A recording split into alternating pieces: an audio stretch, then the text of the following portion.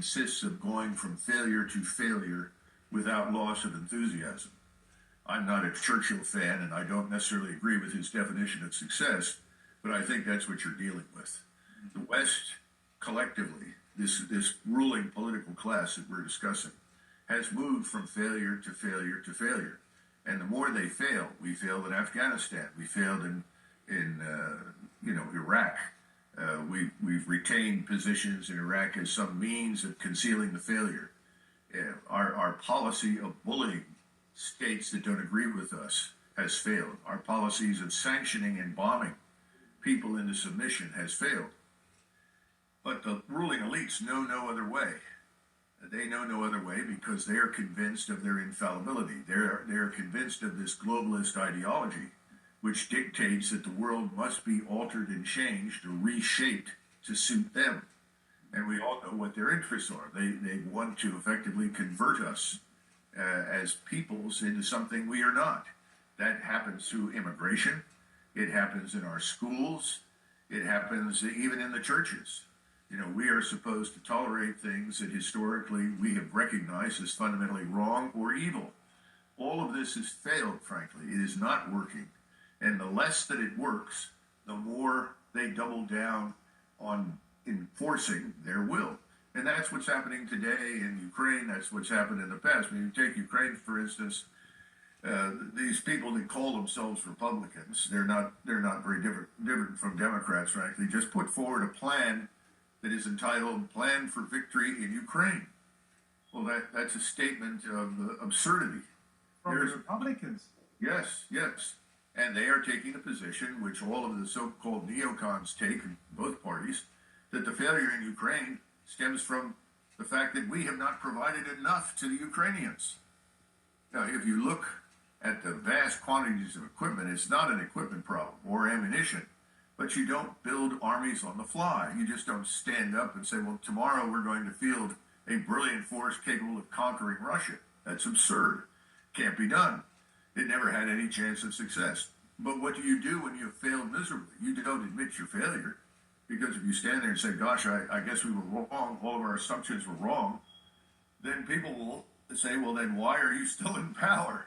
So what the elites do, because remember, this ruling class controls the media, the ruling class controls finance, the ruling class controls your governments, the ruling class even controls entertainment in Hollywood. So what do? They double down. In other words, they continue to dig deeper into the hole where they already find themselves. They can't conceive of climbing out of the hole and looking around. Americans in particular have a problem. And when I say Americans, again, I'm talking about the ruling class. Don't connect the ruling class to the broader population.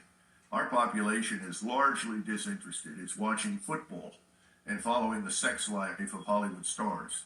So most Americans are not engaged. That's a huge problem. It's always been a problem in this country. It has not changed. But the ruling political class is very different.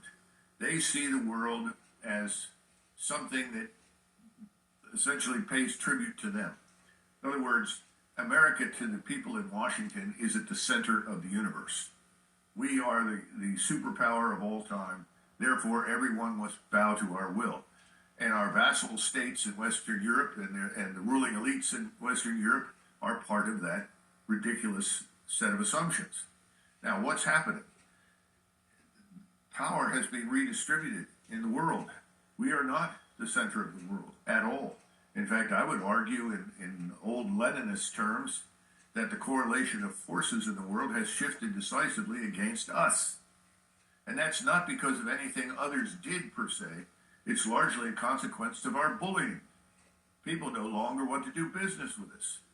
And it's not just Russia, China, Iran, North Korea. That's all nonsense. There are at least 84 or 85 countries out there.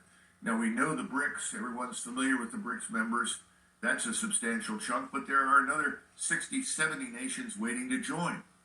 You have to look at this as resistance to the United States-dominated financial system, which is a burden, not an asset, which seeks to control their commerce, control their economies. They do not wish to be under our control. And as a result, they've also had to build themselves up into something they were never really interested in the past, a serious military alliance. An alliance isn't being signed in some hall of mirrors in Versailles, but it is real. More and more nations are stepping up and saying that's enough. And to this must be added our unconditional support for Israel. And whether you like or hate Israel makes no difference. What the Israelis have done in Gaza is criminal. The world knows that. You can talk about it as much as you like in the West and say, oh, no, it's not. You can diminish the extent of the crimes. You can treat the people in Gaza as though they really are animals, which, of course, is the attitude of Mr. Netanyahu and his party, and frankly, most of the Israeli electorate. We cannot do that, but that's what we are doing. We are complicit in it as the United States. And by the way, much of Western Europe is complicit in it. And the West Europeans don't seem to understand there's a difference between what is happening in Israel and what is going on in their own countries. Because we know large numbers of West Europeans do not like the fact that they have admitted millions and millions of people from North Africa and the Middle East. Well, of course not. We are allowing millions to flood into our country. It's only a matter of time until that explodes here.